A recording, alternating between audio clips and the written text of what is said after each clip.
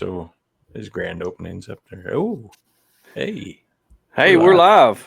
Yeah, it's time. It's time. We're here, and hopefully people start joining us here in a minute. But for everybody who's out there going to join us, and those who will be listening to us on the Overland podcast when it's live on all the podcast platforms, thank you for joining us. We're here, and I'm here with Tony. Tony looks different. You don't have a hat on tonight. Man, I've got a bad headache. I came in here. I tried to wear my hat. Just looking at you is giving me a headache without a hat. Yeah, It's weird. It's all this forehead right here. You got lots of forehead. I guess I could just set it up high. Yeah, you could look like one of the seventh graders that I have to look at every day. Well, I'd have to flatten it out then, wouldn't I? Yeah, you would. No, yeah, I can't. Yeah, let's go without it. I mean, you look good. You're like, how much weight have you lost now? 45 pounds, 46 pounds. Good for you. Yeah, good for you. Well, your head's not quite as big as it used to be. my blood pressure's down real good. I feel like I'm getting close to shedding my blood pressure medicine. So that's good. You've had to buy all new clothes. Mm-hmm. Yeah. A lot of them. Yeah. I've been there, done that. I just got rid of like 30 pair of pants.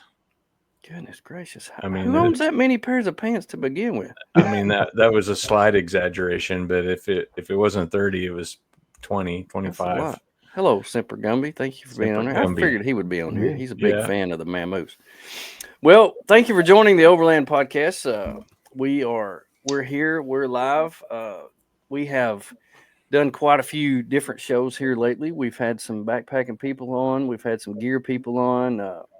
And tonight we're going to have some food fellas on here. And if there's one thing we like to talk about, it's food. Because, no matter what you're doing, whether you're backpacking, walking, or overlanding, or whatever you're doing, you're going to be eating. So this is applicable to everybody. So tonight we have on with us Paul Murray from Mamoo's Camp Kitchen. Paul, thank you for joining us. Hey, thanks, guys. Appreciate it. Tony, sometimes I get nervous about when people come on here because I don't feel like I know them very well. I think they might be hard to talk to, but I don't feel that way tonight. I think the first time we walked up and met Paul, it was just like we had known each other for years. It was cool. And he handed us food. Right. That's what it is. Yeah. It's the way to a man's heart through his stomach. That's right. That's what everybody said. Right. And so it's been nice visiting with Paul several times and getting to know him a little bit better. But sometimes I wonder how the conversations will go when we get on here, but I'm not that way tonight. I think this is going to be pretty laid back and informative, and probably make me hungry. I just ate, but I suddenly feel hungry. But anyway, it kind of feels like we're a family around the Thanksgiving table tonight, so that's going to be great. My wife is on here. Thank you for joining us. Hey, Gia. So Paul, you are from Louisiana. That's correct, right? You said something about Arklamis around. Yeah, I grew up in the Arklamis. So I grew up in the corner of Louisiana, Arkansas, and Mississippi. I was within 5 miles. I could have stood in all 3 states. Okay. And so wow. Now for the last 30 years, I've lived in the center of the upper part of Louisiana. So we're about 10 or 15 miles from the Arkansas line, right smack dab in the center of the state. I love it. I love it. Well, Louisiana, some places you go to it, Robbie, thank you for being on here from Overland of America. That is actually, we'll talk about that here in just a minute. That is where we met Paul for the first time. But Louisiana's sometimes you go down there and it's a whole different world depending on where you go. Right. The farther south you go, the people talk different. It's they're crazy. They hunt alligators down there. They don't do that everywhere.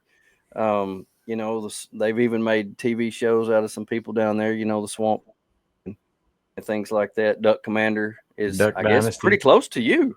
Yeah, we're right next to the Duck Commanders. Yep. Oh, that's awesome.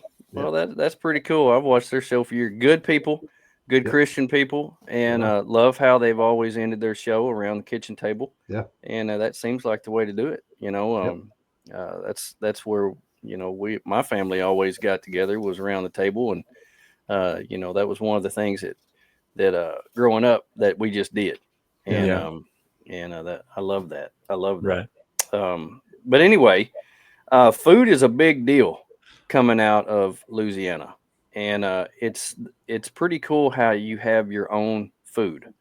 Growing up in Arkansas, we had food that we ate pretty much all the time. I grew up on beans and cornbread and things like that. But that was, that's just flavor of the South. But Louisiana has its own food, has Cajun food, and that's kind of what you specialize in. Is that something that you grew up on? It is. Food was a thing that always brought people together. My mom taught school most of my life, and she is the wife of a farmer, and so my dad farmed all the time, and people would just stop by. The farmers that were farming in the fields around our house would just stop by about lunch and shut the tractors down and pile up in the yard, and mom would fix lunch for everybody. So that was just something that growing up, she always did. She fed the community. She's in her 80s now, and pretty much wheelchair bound. And I called her the other day. I said, "Mama, what you doing?" She said, "Oh, so and so is down and sick, and so I'm cooking them a meal." And she said, "I was up at 3 o'clock this morning making a pan of dressing." I'm like, "Really, Mom?"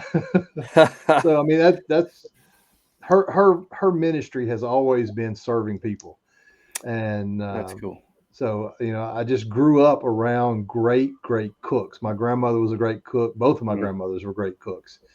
And that's just, food was what we did. And so.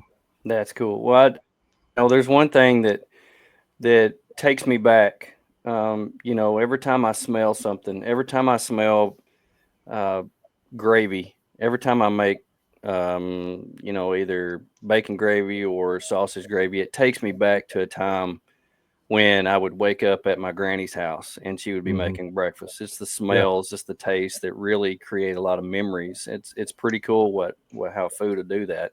Yeah. And I was reading on your website when you talk about the About Us and how we started and all this other stuff. What a great story that you have on there about your mom and how she was a school teacher and quit doing that to be a stay-at-home farmer's wife, and she just became known all around there as a cook, and people would just show up wanting to know what's for lunch. What a great story that is. Right. I just love that. Well, I have ordered so much food from Louisiana. I'm a huge fan. Way back in the late 90s, I was working for a trucking company. I was a recruiter for a truck. We had all these truckers that would go everywhere. Well, we had one that would go way down in Louisiana quite a bit. And he came and he brought me this weird looking stuff. I'd never seen it before in my life. And he said, you gotta eat some of this. This is some of the best stuff. And he said, just put it in the microwave for about 30 minutes or about 30 seconds and then take it out and you can eat it. Well, it was boudin. Yeah. I'd never heard of boudin. I was in my mid-20s. Yeah. And I was like, what in the world? I'd never seen anything like this before in my life. And so I have really loved boudin my whole life, and I've ordered it from I don't know how many places down there, anywhere I can find that's highly rated.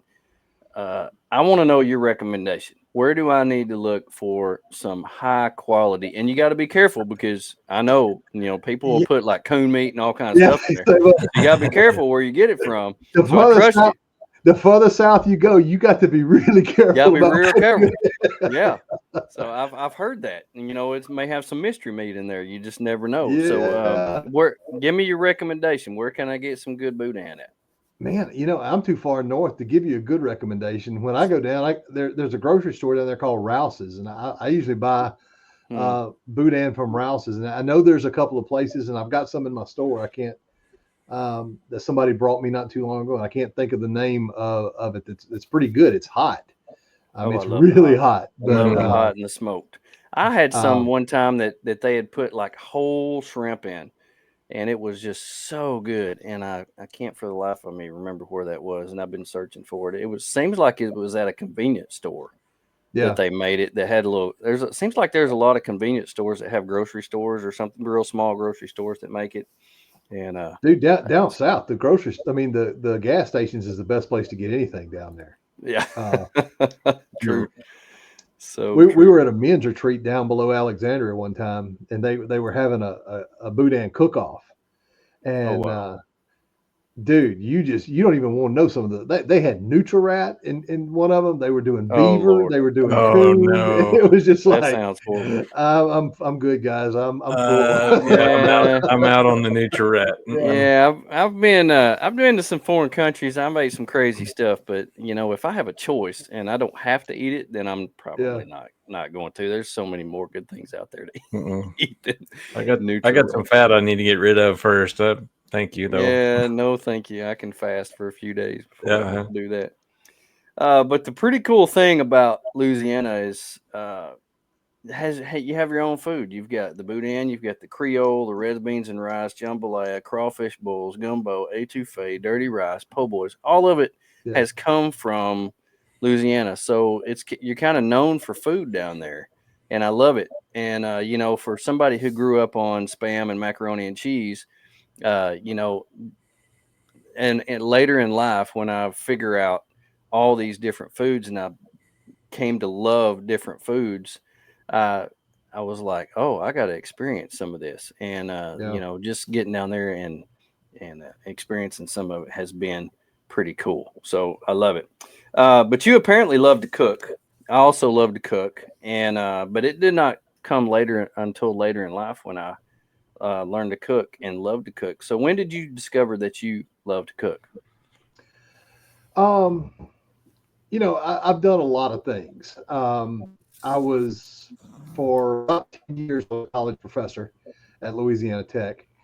And when I was at Tech teaching, every year during homecoming, they would have big tailgate parties and tailgate sessions. And so every department would tailgate, and they would cook, and they would have different cook-offs for, they would have judges that would come around and judge food. And it got to where we were winning it, quite often. And I was like, I think I could do this. And so after I left Louisiana Tech, I was principal at a Christian school for 7 years. And at that point, I kind of got to be where I had to make a change in life to keep my sanity. And my wife was like, well, why don't you just open up a business? I was like, I think I could do that. And so we started a catering business, and we started a gourmet food line, and it's really taken off and done well. Now, most of the stuff I've learned the hard way. I've messed up probably more than I've gotten right over the years, but eventually you get enough stuff together that it all kind of works. And so that's cool. Well, that's neat, and we'll also see from your social media that you love the outdoors. You've got a really nice Jeep, a 4Runner. You've actually built some of it out. You did a battery box that you posted on there, and you love to get outside. So, and obviously you love to hunt. Yeah. That's pretty cool. Has that always been a pretty much a way of life for you? It has been. Grew up hunting. Now, most of the overland stuff, my son, like the battery box, then the Jeep, that belongs to my son. My son is actually the one that got me into overlanding. Okay. Nice. A couple of years ago, he traded in a Tesla and bought a Jeep. And he started, Jeep he bought was already outfitted with, it didn't have the rooftop tent, but it had a soft cover and the rack on the back of it. And he started overlanding. He's like, Dad, you got to get into this. So we started going to the Ozarks and doing a little trail riding, and got addicted to it, man. It had no idea that was even a thing. Yeah, it doesn't take long to get hooked. Yeah, and it does not. My wife got me into it. Now between hunting and overlanding, I have no money for anything. It will take all your money. It sure will. You kind of have to find a happy medium there, because you have to work to make money to buy all the stuff. But then the more you work, the less time you have to go. I know. It's a situation we're all in. I really want to retire, but I owe too much, and I'm not quite there to the point to where I can. So yeah, I heard that.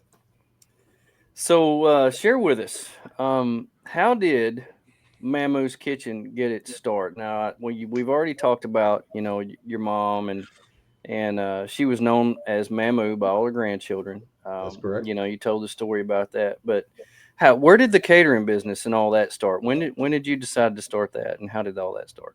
In 2012, I left being principal at the Christian school and just jumped both feet into a catering business. We started out. I bought a 27 foot catering trailer. Had a full commercial kitchen in the trailer, and so we started out in that. And I had a commercial kitchen in my shop behind my house. And so we started out with that, just doing a little catering on weekends and kind of getting our name out there. And it began to kind of grow and grow and grow. And so we were actually able to buy an old Fox's Pizza here in town. A guy had built, and it was a fairly new building. And he was looking to get out from under it and made me a deal that I could not refuse. And I bought it, and we started catering and doing lunches. And we did a frozen food line then at that point, and both of those took off pretty well. And in fact, the catering man is just, we cater almost 7 days a week, and had no idea there was that much demand in this area for catering, but we stay busy catering. It's probably a big demand for y'all's catering. Yeah, your food's got to be good before it's in high demand. But I mean, I'm 55 years old. I'm getting to the point to where I can't lift like I used to. My knees are bad. My shoulders are bad. And so I'm physically just getting to the point to where I just can't cater like I used to without a lot of help.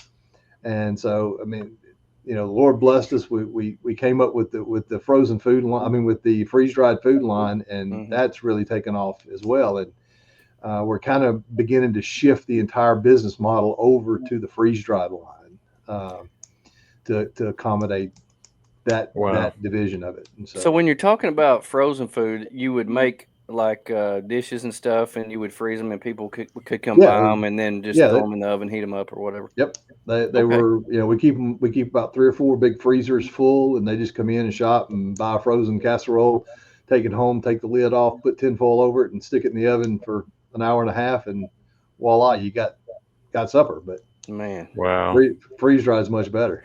Yeah, well, yeah. I agree. It's a lot less work, and you can do it anywhere. But I looked over your catering menu on your website, and that is a legit menu on your catering menu. You've got a lot of stuff available on there. Yeah, we do a lot of barbecue. We do a lot of brisket. We do a lot of pork tenderloin. We do a lot of boudin stuffed pork loin. That's a big thing that we do. So good. That sounds so good. It is, man. It's really good. Goodness gracious. You do box lunches. You do fried turkeys. In fact, while we were off the air, I asked you about Thanksgiving next week. Y'all are doing a ton of turkeys. Yeah, we'll do somewhere around between 100 and 200 turkeys between now and Christmas. And so gracious. That's a lot of fried turkeys. I get tired. I get sick of looking at naked turkeys. That's a lot of oil too. Holy cow! Goodness. Yeah, you need to switch your vehicles over to run off used oil, and you would never have to buy gas again. Yeah, go diesel with everything. So that's cool. What made you think about getting into the freeze dried? What sparked that? That was actually an accident. I watch a good friend of mine on YouTube, the do-it-yourself hunter, Jeremy Aaron. And Jeremy goes out of state and does a lot of out-of-state hunting. And I had been out of hunting for several years, probably back around, I don't know, the late 2000s. I was in a big deer lease over in Mississippi, and we lost our deer lease. And after we lost our deer lease, I just my kids were coming up, they were playing sports and doing this, that, and the other. And I just didn't have time for it. So I just kind of got out of hunting, and grown now and kind of out of the house. And so I said, I'm going to pick hunting back up again. So I got to watching his channel, and I didn't really have a lease. So I said, I can do this out of state hunting thing. So I put in to draw out of Kansas and drew a tag in Kansas. And I went to Kansas last year bow hunting and stayed out there about a week. And I carried a bunch of freeze dried meals with me because I'm living out of a hotel. And so I was like, that's something I can do in the hotel and eat. And so I just bought a bunch of commercially available freeze dried meals and took them with me and ate them. And I ate them, but that's all. I mean, they wasn't good. Yeah. Good. Yeah. And so I was like, how hard could this be? I've already got a frozen food line. And so I got to doing a little research and bought a freeze dryer and began to try to adapt my frozen casserole line to be freeze dried. And lo and behold, most of what we were already doing worked really well. We had to tweak a few things, make a few changes to increase the shelf life of it and the rehydration rate of it. But I mean, for the most part, it was a fairly simple process to switch over to what we were already doing to freeze dried. And so now we're running two, be hopefully for too long, 3 machines, and we can't hardly keep up. And so wow, that's a horrible place to be in when the demand is so high. So how do you run everything on all of your machines, or do you have one machine for one type of food and then one for like all the freeze dried ice cream? Or no, we pretty much run everything on everything. Okay. Because what we do is we'll create, because we create the casseroles. Some of them we have to pre-cook after we do them, and then we have to freeze them. And so we usually keep a couple of weeks of frozen stuff ahead. So we've got tons and tons of trays that fit into the freeze dryer. Okay. So we'll make 2 or 3 weeks worth of batches in having our big walk-in freezer. And then we just pull them out and pop them in the machine so we can keep the machines running 24/7. Nice. It takes about 4 days to run a batch through a machine. Oh, wow. Get it out dry. So we can do almost 2 batches a week. And so we can do somewhere around 200 packages of food a week. Wow. The 2 machines awesome. We have. So, now, when you made your first batch, after you had went to Kansas, you'd tried the other stuff. When you made your first batch, you took it out, rehydrated it, ate it. Were you surprised at how good it was? I was like, holy crap. I was like, it's got to be harder than this. Right. I was. Now the first batch of stuff I ran, we're not even doing the first thing I ran. The first thing I ran, we did a chicken Alfredo. And the Alfredo sauce was really good. And it did great. But I've yet to come up with a pasta that I'm pleased with for the Alfredo that rehydrates correctly, because we in our catering business we do a lot of chicken Alfredo, so we make all of our Alfredo sauce from scratch. And wow, the sauce was good, but we use bow tie pasta, and so the bow tie pasta, even the smallest ones I could find, would not rehydrate without being crunchy in the center. Right. And so we're still kind of looking for a pasta that I'm okay with for the Alfredo. But that was the first thing I ran, and it was like I said, it was really good. Other than the texture was a little off, but we're still working on it. We met in Jay, Oklahoma. We mentioned that earlier. Overland of America. Yep. You had your booth set up, and I think that was one of the first events that you had done. And it was pretty cool. You persevered. It was hot. Y'all all left out there with a sunburn. You worked hard. Yep. But we walked up and you handed us a small cup of what you had made, and to be honest, one taste and I was hooked. I was hooked. I was skeptical at first because I have ate a lot of freeze dried meals in my day. I mean, a lot.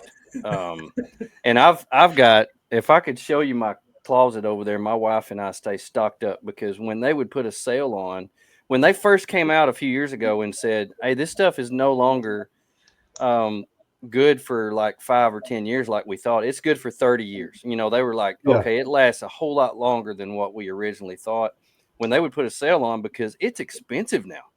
Yeah. You know, it went from $5 or $6 for a bag all the way up to like $15, you know, within just a couple of years. And when they would put a sale on, we would just stock up. So I've got a humongous box of even that stuff that tastes like grass. Grass clippings. So, but one thing that they all have in common, most of them have in common, is they're not great. They're not good. And one of the big things that they can't get over is, like you talked about, trying to find the pasta, is the texture. The texture in a lot of them is not good. And so we try new ones all the time, trying to figure out what will be good, because you don't want to be 100 miles from nowhere, walking 20 miles with a 20-pound pack, only have one hot meal that day, and your stuff tastes like grass clippings. Yeah. And you're just like, what in the world? And that actually happened to my wife and I in February of this year. We had taken some, we rehydrated, we were pretty excited, you know, and it was a jambalaya, and I swear it tastes like grass clippings. And it was absolutely awful. So when I tried your samples, I was blown away. I bet I've tried 50 different brands, seems like, and most of them are just not that good. Some of them are decent, but yours were different.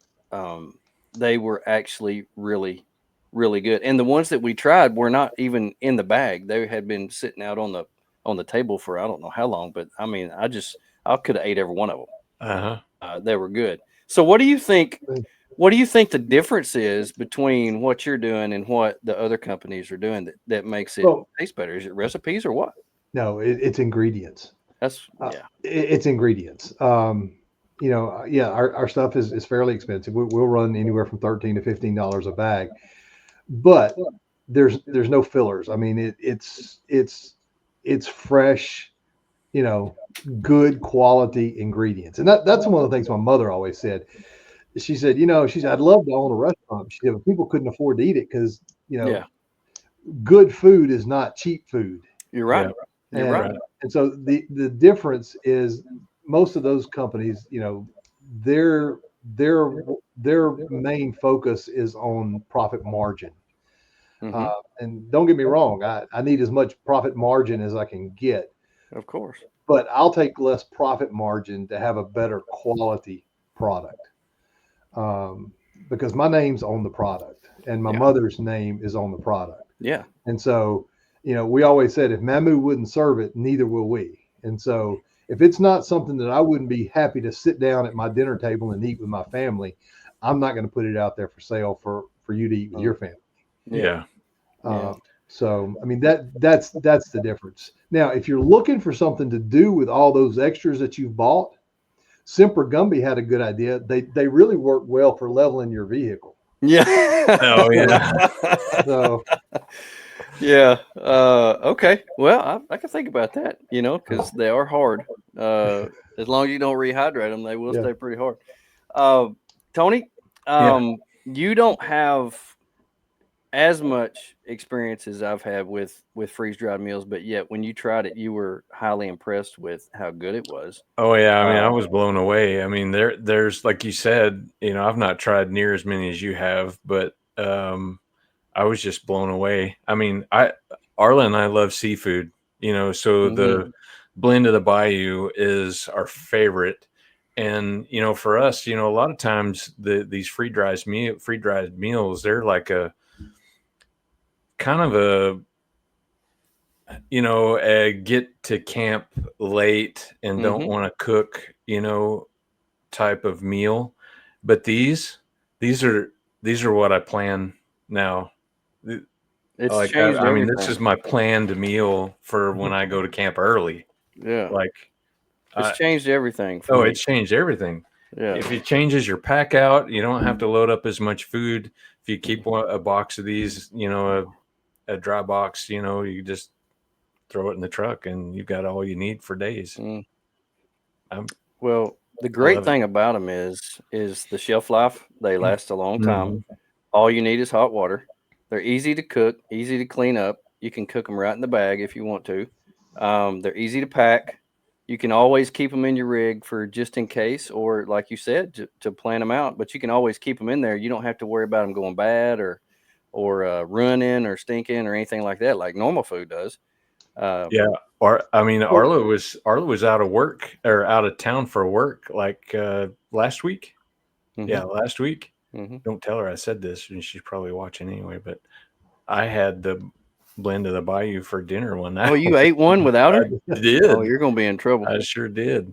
You're gonna be in trouble. It's so good. I mean, it's just easy, you know, when you're, yeah. Well, the one of the things that I've learned over the years is that sometimes you can't predict the weather. Mm-hmm. And I have found myself in a predicament where I've taken only food that has to be cooked and it ends up being hot. And when it's hot outside, you don't want to slave over a hot stove, but Mm-hmm. yet you're still hungry for that meal. And if you don't have anything, if you've got one of these, it only takes a minute and a half on a jet boil to get hot water, and you're done. And that's one thing that I love about it is it's good in any type of those situations, because a lot of times you just don't want to cook. You don't feel like it. It's too hot. And all you got to do is get the jet boil out in a minute and a half. You've got hot water, and then just sit around for about 15 minutes and it's done. Yeah. That's the great thing about it. My wife travels a lot, and last week she was in Germany, and I think my son actually posted some pictures of she carried some of our meals with her to Germany, and you know, she's not big on exotic food, and so you know, she was in Germany.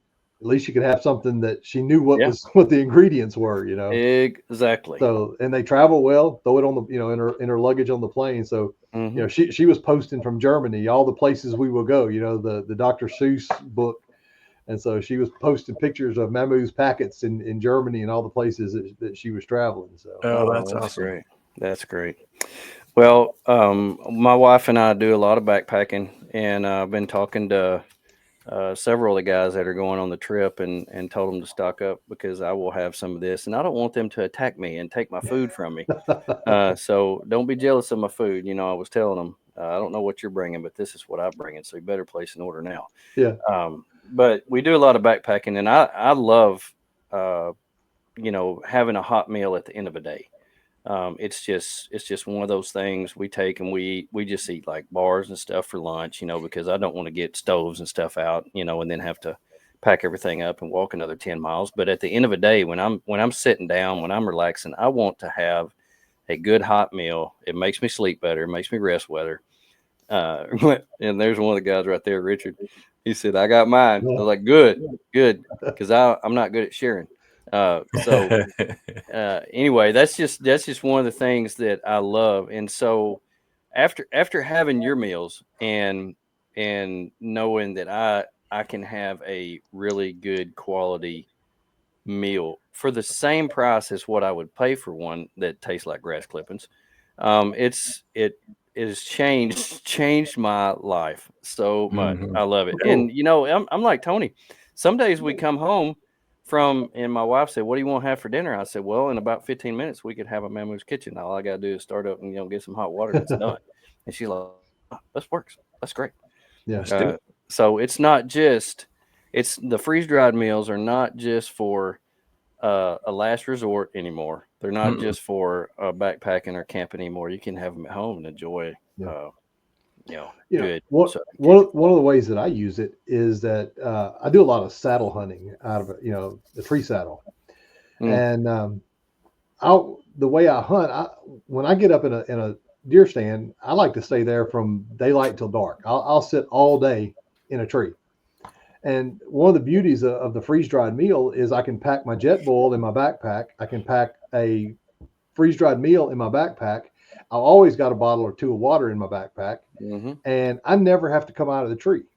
You know, I can sit there and swing in the tree and have a hot meal and never have to come down, never have to go back to the truck, you know, and I never leave the woods. And so that was one of the things we were looking at whenever we came up with these things is, you know, what can we do that we can not have to leave the woods and stay in the woods and hunt all day? Yeah. And the freeze dried meals just lends itself really well to that. You know, we even tried some dehydrated stuff, but to me, the freeze dried is hands above better than the dehydrated. It really is, and it lasts so much longer. It's completely different. Yeah, I mean, you're looking at with dehydrated, you're looking at 5 to 10 years on the shelf life of a dehydrated. The other sweet thing about freeze dried is the nutritional value. Your freeze dried meals retain 95 to 98% of their original nutritional value. As compared to dehydrated, that has about 70 to 75% of their original nutritional value. So, I didn't know that. I didn't either. Huh. Interesting. How's that work? I want to know the science behind that. I have to talk to my science teacher wife and ask her about that. Yeah. The science behind the freeze dried is really, it's pretty amazing, because you freeze the food to 0 degrees. And then you put it in the freeze dryer and it pulls a vacuum on it and freezes it to -20. And then it slowly begins to warm the trays back up.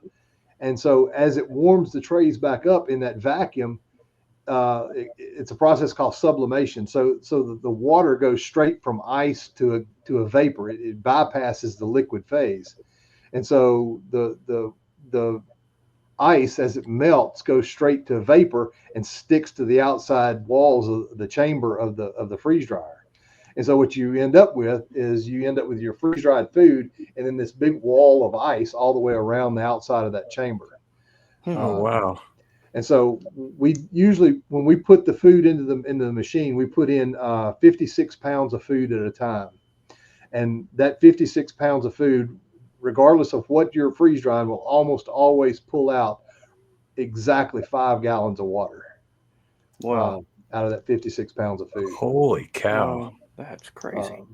And so now the water smells like whatever it is you're cooking. You're freeze drying, but it's kind of weird. But you're going to have to run that through the Grail, Joey, if you want to drink that water. Yeah, I guess so. I'd have to filter that before I drink that. I don't know. It may taste good. I don't know. Nutritional value. If you would come up with some protein water that tastes like Blend of the Bayou, I'd drink it. I'd drink it. Well, let's talk about some of the meals that you offer. I've had almost all these so far except one. I have not had the breakfast scramble. I've got to try that. So did I send you any of them? I don't. I haven't got any of the breakfast scramble, but I'll send you some in your next pack. That's going to be the next one, because breakfast is my thing.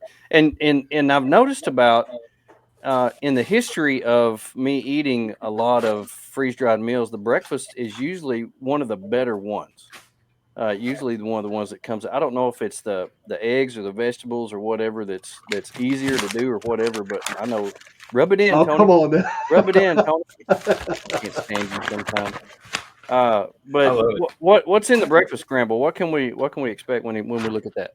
It's got scrambled eggs. It's got cheese. It's got peppers. It's got onions. It's got hash browns, and it's got sausage. The same sausage that's in the jambalaya. So it's like a skillet, like one of the. It's like a breakfast bowl. Oh yeah. My goodness. I love how you put the amount of protein on there, because that's something that we always look at, is the amount of protein that we're getting. It's really good. So I've got to get some of that breakfast scramble. It's also really good to take that breakfast scramble. If you've got some tortillas, slather that on a tortilla with a little salsa. It's a really good breakfast burrito. Yep. I carried some of the zero tortillas with us, and it's good. It's really good. Zero net tortillas. That's something. I have to try that. Beefy enchilada. I love enchiladas. What you got in your enchiladas? Ground beef. It's got enchilada sauce, cheese. It's got cream of mushroom soup, and the soups we make all the cream of soups. We also make from scratch. So we make cream of mushroom soup. We make cream of celery soup. We make cream of chicken soup. A whole bunch of all the soups that are in all of our casseroles and our freeze-dried meals we make from scratch.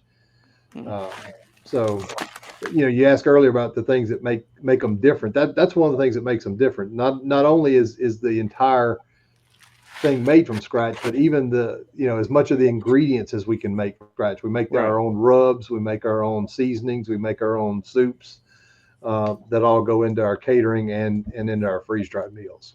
Yeah, Tony mentioned earlier that's one of his new favorite things is that I don't even know if I know how to pronounce it. Is it down to the bone? Down to the bone. Down to Darbones. We're on Lake Darbone. Is the lake that we're on. So it's kind of a play on words, down to Darbone, because you put it on ribs and you go eat them down to Darbone. That's right. Yeah. Well, that's like the perfect name. Yeah, my wife came up with that. I can't take credit for that. Well, I have used that on quite a few things myself, and I love it. Cajun seasoning is one of my favorite seasonings, and it's just outrageous good. But Tony is now addicted to it, and you put on there that it's a beef and pork rub, but Tony's been putting it on chicken. So yeah, it's also really good if you fry some potatoes on French fries, and if you cut them real thin and fry them like potato chips, it's really good on like potato chips. So. Might give that a try. I think potatoes are her favorite food, so she'll probably be trying that. Yeah, I don't eat much potatoes anymore, but I used to cut them up real thin like fries for McKenna, and I'd fry them up and stuff. And one of my favorites is the cheesy chicken spaghetti. That's one of my favorite foods in the whole world. Chicken spaghetti is like legit good. That's the one I haven't tried yet. Oh, it's so good. That's one of our best sellers in the restaurant, in the frozen food line, and in the catering business. I mean, that's just kind of one of our staples. We make tons of that. We make tons of chicken and dressing, man. And maybe I should try that in a freeze dried, because I think you should. Dressing. Chicken and dressing. I mean, we made like 600 or 800 pounds in the last 2 weeks, and so getting ready for Thanksgiving. So. My goodness, dude, that's one of the things I want to do before my mom gets too old is go spend a day at her house and have her teach me how to make her dressing, because chicken dressing, turkey and dressing and the thing I hate about it is you only get it one time a year, and dressing is just like it's like a holiday food. You just don't get it a whole lot, and I want to go spend some time with her because. I spent some time with my granny who taught me how to make cornbread, and now I love to make cornbread, and cornbread's like gravy. There's an art to it. It is. And, you have to put cornbread in dressing and so it's a process, and I love the process. That just fascinates me. It's like making bread and dressing is like cornbread. Dressing is an art, and it is. When we first started the catering business and first started doing the frozen food line, my mom every year around, I don't know, July or August, so that's when we would start making dressing for Thanksgiving. She would come over and she would help make the dressing. And so that's how I learned to make dressing, was after we started the business. She would come over and she would, spend a couple of days helping me make dressing. And I don't know, it just, wouldn't take anything for that time and those memories. Oh, that's special. That's special. Maybe you should make a limited run, like a holiday run of stuff like that Oh, that'd be cool. That'd be so cool. One of the ones that blew my mind, and this was one, when my wife was saying, "Oh, we got to get this, we got to get this, we got to get this," she wanted the King Ranch chicken, and I had never had King Ranch chicken, I don't guess, or it was called something different when I had it, but we had it a few weeks ago when we went down Camp River. That was one of the things we ate, and it just blew my mind. And the thing that blew my mind about it was good to begin with, but the texture was outstanding. It was so good.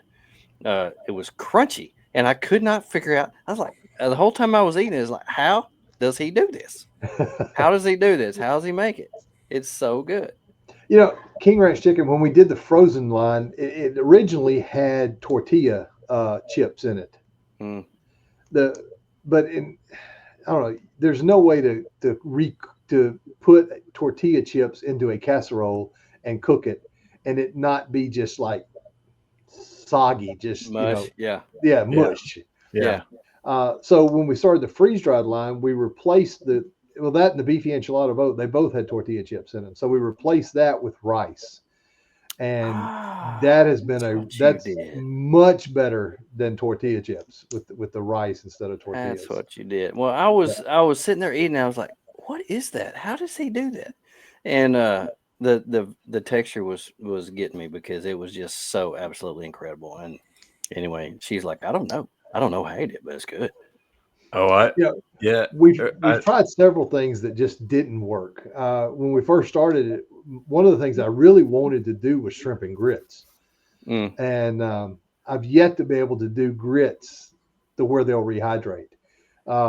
If you've had like Peaker Mountain House biscuits and gravy, the biscuit and those things never rehydrates completely without crumbling it up into little bitty pieces.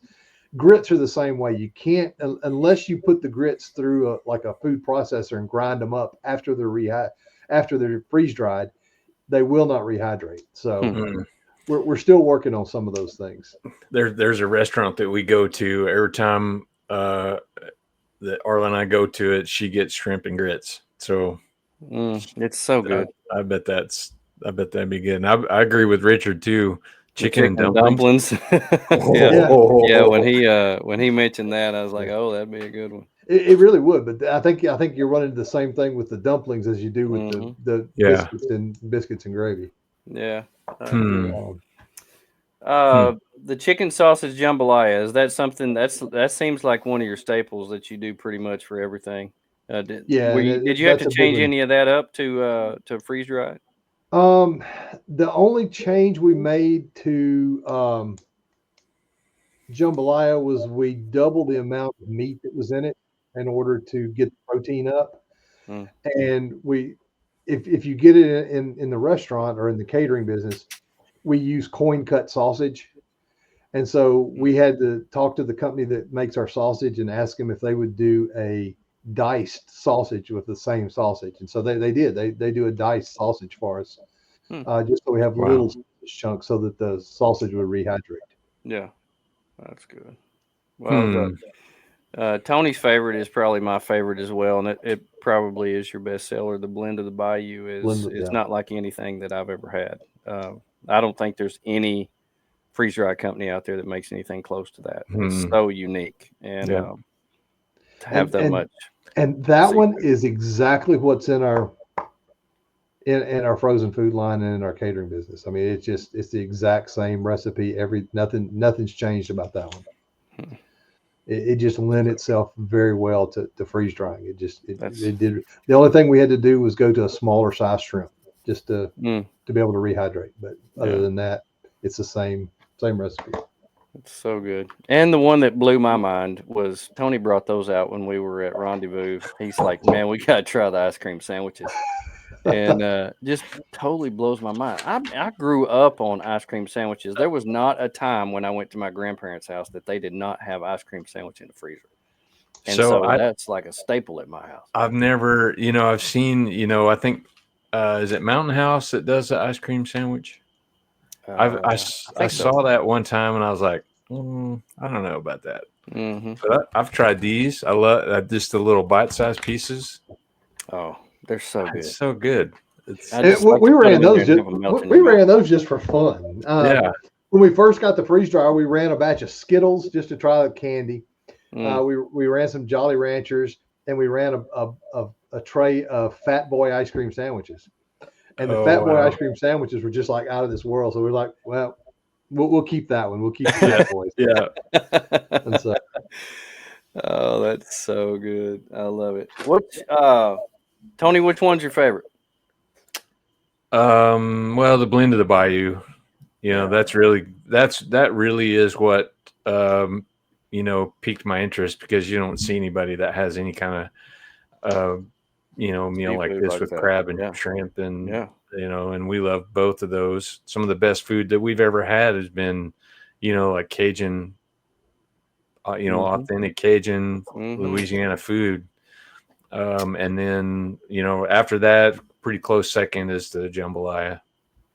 So I can't wait. So probably next on our the next thing that probably be released, we're still, like I said, we're still working on it. Is probably going to be a gumbo, and I want to go back to the Alfredo because the Alfredo is too good not to try to do something with. Stroganoff, yeah, I've never really made stroganoff. I've had it and I love it, but that we'll probably do that only because everybody else does it too, just to have that something different. Yeah. And maybe a chili mac or something, but I mean everybody does chili mac. Everybody does chili mac, but a Cajun version of a chili mac. How good would that be? The food that you put out is so much better, and that is actually one of the ones that you can, if you're in a REI or something somewhere, and you're looking at 1,000 different freeze dried meals, the one that you can bank on not sucking too bad is the chili mac. A chili mac. It's not going to be too bad. It's really hard to mess that up, but you make things so much better than everybody else. I couldn't imagine how much like a Cajun chili mac, like spicy chili mac. Oh yeah, that'd be awesome. I love where this is going. Tony and I are great. Tony and I are great beta testers. If you ever need anybody to test anything out, anything that you're willing to try, we have sensitive palates. Okay. And so we're glad to help you out in any of that. Just wanted to. I will come and camp in your yard right outside your machine, and I will be there for you. Yeah, same. Throwing that out there. Same. I'll send you something when we start coming up with some new deals. I'll send y'all some because I do like to get feedback. I mean, when we first started this, we gave away probably the first 20 batches that we did. Just gave it, just to see if people like it. Hey, give me feedback. Tell me what you think, what you like, what you don't like, what worked, what didn't work. I got thick skin. I need to know what's wrong with it to be able to fix it. So yeah. Well, and it's that way with a lot of food. That's food has their own TV channel because everybody likes different things, and people make things that they think is good, and then they put it out there and to like. I love watching Gordon Ramsay just tear people apart because you think this is good. You show up, this is the one thing you're going to make, and this is this is all you got, and so that just rips them apart, and I love that, I get into that. But food is one thing that you've really got to put out there and get a lot of opinions on. Otherwise, everybody thinks their mom's the greatest cook in the world, but if it comes outside of your house, what do other people think? So getting other people's opinions, it's got to be a big deal in your business. Yeah. So you guys got any trips planned? You getting out and man? I wish I had time. I'm taking the week of Thanksgiving off. A week after Thanksgiving, and my brother and his kids, we're going to Arkansas hunting, and so we're going to hunt for a week. My son is going with Semper Gumby in a group up into the Ouachita Mountains, and they're going to trail ride for a week. And so, oh, nice, cool. Yeah, well, that's only about 30 minutes from me. Yeah, it's a little further for me, but I'm close to the Ouachitas. Any events? Y'all the next event we've got coming up is going to be Moore in April, and so we'll be at Moore. We're probably looking at. We sat down and tried to do our calendar for next year. We're going to definitely do Overland of America again. Yeah, had a great time there. They did a great job putting that thing together. Agreed. And looking at Rendezvous in the Ozarks and maybe Expo East. So oh wow. Well, there's a good one coming up in March and right up there in the Ozarks. What's that? The Jasper Jeep Jam. Yeah, Cajun Kai put Cajun Kai. He was on here a little while ago. He's like, man, March 2025. That's it. That's in that's probably in the most beautiful county in Arkansas. It's in Newton County in Jasper. Oh, yeah, so it's kind of in the north middle of the state. So yeah, it's the most beautiful county in the state. Yeah, I'll just put that out there. It's so pretty. Yeah. So it's kind of a small town expo kind of feel. Okay. Yeah. I mean, I've heard of it. I didn't know if they had vendors or what the format of it was or anything. And so. They do. This will be their second year. So really looking forward to it. It'll be the first one for me next year. So very cool. Well, I saw where on your website you've got people to sign up for if they sign up for an email or something like that, they can save 10% off their first order. You'll send them a code. So just let everybody know. And we also have a code over 10 saves you 10%. You can use that. Free shipping over $75. So visit mamooscampkitchen.com. Hey, you may have cut out on our code there a little bit. What's our code again? Overland Podcast 10. There you go. Yeah. Overland Podcast 10. I'll say it again. Yeah. Instagram and Facebook, make sure you give them a follow. And you've also started a Mamoo's Camp Kitchen Adventures on Instagram. That's my son is kind of spearheading that. My kids do my social media. I've got a PhD in information systems, but I've been out of it for so long. They're like, Dad, just please stay off the computer. Yeah, you got it in like the Commodore 64. Yeah. Hey, don't be hating on that. That was my first. That was my first too. That was my first too. That was my first too, man. Dude, I played a lot of Pong on that now. Yep. And Dig Dug and gosh, what was the other ones? Gosh. When I was in college, I came home and told my dad, I said, Dad, I've got to have a computer. He's like, son, I'm not buying you a video game. I'm like, no, really, Dad, you can actually do work on it. Yeah, you can get an AOL account. Yeah. Yeah, and have a MySpace. Yeah. Oh, I love it. Well, Paul, we appreciate you greatly coming on the podcast. Thoroughly enjoyed learning a little bit more about you and getting to know you and your business a little better. Well, I appreciate it. I've had a great time. Appreciate you guys. Well, we love time off. We'll have to come up and we'll have to go hang out in the woods. Yeah. That'd be nice.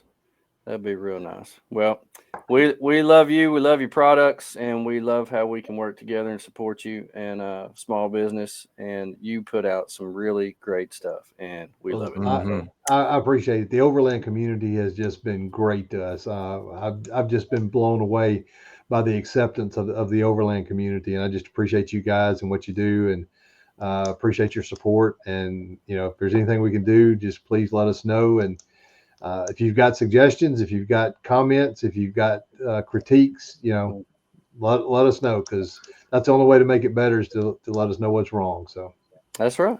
Well, we really appreciate you being on here. We want to thank everybody for tuning in and listening to our conversation. I hope you got as much out of this as we have. We all love food.